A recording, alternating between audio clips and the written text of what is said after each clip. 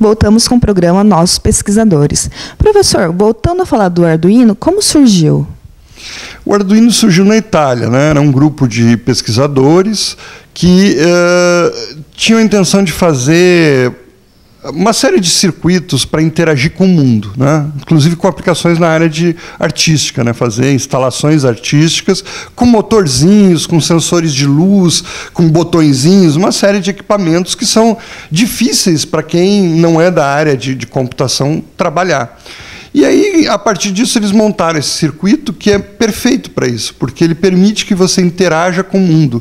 Você pode ter sensores de luz, potenciômetros, que são, né, que você vai fazer medidas elétricas. Você tem uma série de interfaces, de sonares, inclusive. Você pode ler, né, a entrada de um ultrassom para detectar a presença de um objeto, de algum elemento. E depois você tem toda uma parte de processamento que permite analisar esses dados e realizar alguma ação, ligando um motor, ligando uma luzinha LED, ligando um laser, fazendo algum tipo de operação. E essa integração sensores com atuadores, os motores, permite fazer uma série de aplicações, né, que é o que tem chamado justamente a atenção hoje em dia para o Arduino. E como é a programação de um Arduino? O Arduino é programado em C, né, que é a linguagem que nós usamos em todos os cursos aqui nossos, né, dentro da graduação. Então, no curso de Ciência da Computação, Sistemas de Informação, Engenharia da Computação, a gente usa a linguagem C. É uma linguagem adaptada ao Arduino, ela tem algumas adaptações, mas basicamente é a linguagem C. E isso é uma coisa bastante interessante, porque permite que os alunos já saiam programando desde o primeiro semestre, quando eles estão aprendendo a base da programação, já podem usar o Arduino, que é bastante interessante. E, além disso, ele tem também outras interfaces com aquelas linguagens de caixinhas, né, que você arrasta caixinhas, tipo a linguagem de programação que o Lego usa nos robôs da Lego. Isso também permite que crianças que não conheçam tanto a programação acabem usando também o Arduino. Existem diferenças entre os Arduinos? Sim, existem vários Arduinos. Hoje em dia, eu trouxe até aqui como exemplo, né? A gente tem os modelos, né? Tem um Arduino, esse aqui é um Arduino até fabricado no Brasil, né? O Arduino ele é aberto, então você pode copiar à vontade, não tem problema de copyright, né?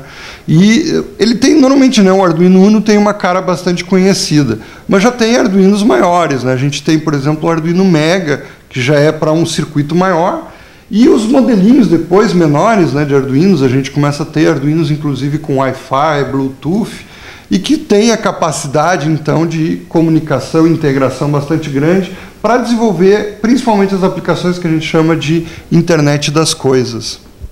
O que é Internet das Coisas? Bom, Internet das Coisas é você dotar aqueles equipamentos do dia, as coisas, né, do dia a dia, uma geladeira, uma cafeteira, uma lâmpada, agregar a ela a capacidade de conversar com a internet. Então, isso é assim, está mostrado que vai ser a grande novidade dessa década, vai ser o desenvolvimento cada vez maior da internet das coisas. Ou seja, eu posso, por exemplo, pegar uma cafeteira e fazer com que eu converse com ela pelo meu celular. O café já está pronto? Acabou o café? Né? Eu vou me deslocar até a cafeteira, mas eu posso antes saber se tem café nela ou não. E melhor ainda, se ela ficar ligada de noite, né? Existe o risco de haver um incêndio, porque ela está quente, etc. Né? É um equipamento sensível para você deixar uma noite inteira ligada. Ela pode me avisar dizendo, olha, essa hora não tem mais ninguém aqui, ninguém veio tomar café, e ela me manda um recadinho, assim como hoje em dia a gente troca recadinhos pelo WhatsApp. Então, você manda pela internet um recado, olha, eu estou ligada, está tarde da noite, e a grande vantagem da internet das coisas, eu posso responder e dizer, então se desligue. E ela tem essa capacidade, porque ela tem a capacidade de comunicação e de ação através de circuitos como os Arduinos, que ligam e desligam equipamentos, que percebem a temperatura, que conseguem saber se alguém chegou perto da cafeteira ou não. O senhor pode mostrar para a gente algum experimento com Arduino? Sem dúvida, né? A gente tem vários tipos aí de Arduinos.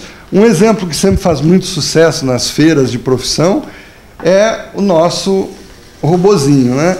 Então, esse robozinho, ele é um robô feito com Arduino, com patas, né? Ele é capaz de caminhar e ele ainda tem uma característica interessante, que, como eu disse, não é só... Você tem toda a parte motora, mas você tem a capacidade, inclusive, de botar sensores. Por exemplo, ele vai atrás da luz.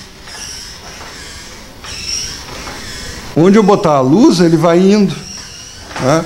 E aí eu consigo, então, realizar algumas programações.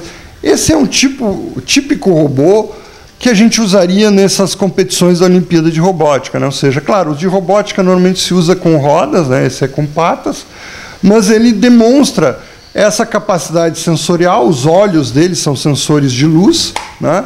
E ele tem os motores que fazem, então, a inteligência artificial dele, que é tomar a decisão para que lado ele deve seguir.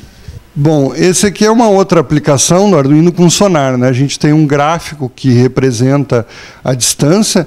Se eu tenho a minha mão próxima, no gráfico a gente vê que ele tem uma distância pequena. À medida que eu vou me afastando do sonar, né, que é um sensor ultrassom, ele vai detectando a distância da minha mão. E aí eu posso, então, ter a detecção de proximidade. Ó. Quanto mais longe tiver o obstáculo, no gráfico ele vai representar com todos os ruídos. Isso é uma coisa interessante, porque o mundo real, né, o mundo físico, ele tem ruído, ele tem interferências. Então isso acaba aparecendo e é uma coisa muito importante para o ensino, né, para que nem sempre o mundo é todo perfeitinho como a gente lê nos livros, né? Então, nos livros de matemática, de física, mesmo as equações, você tem que saber tratar com a realidade. Então aqui está o caso, a gente tem um sensor que vai ter a capacidade, então, de medir essa distância dos obstáculos e a gente consegue interagir com esse sensor, né? Então, esse exemplo, por exemplo, do sonar, a gente fez uma aplicação, colocou ele no marco da porta, voltado para baixo. Eu consigo saber se uma pessoa passou, porque ele vai detectar a distância, né? Ele está enxergando até o chão. Quando uma pessoa passa, tem a altura da pessoa e ele consegue, de cima, enxergar que reduziu essa distância. E aí eu detecto que passou uma pessoa. Mas e se passar outra coisa? Quem tem um cachorrinho em casa? Ele também vai detectar e vai conseguir, inclusive, diferenciar a pessoa do cachorro, por causa da altura. Uma pessoa, em média, 1,70 m, 1,80 m, e o cachorro está lá embaixo, tem os seus 40 centímetros, é uma coisa pequenininha. Mas ele vai detectar justamente através desse sensor, gerando um gráfico que é analisado os dados e permitindo fazer essa identificação. Então, é um exemplo de aplicação bastante simples do ponto de vista de computação, de fazer a implementação, né? Inclusive, qualquer um consegue ligar os fiozinhos no Arduino e você consegue fazer aplicações muito interessantes. Como eu falei, né, da internet das coisas, inclusive, se eu tiver conexão com a internet, eu posso mandar um aviso, ó, uma pessoa passou pela porta, o seu cachorro passou pela porta. Então, tá bom. Iremos para um breve intervalo e voltamos rapidinho.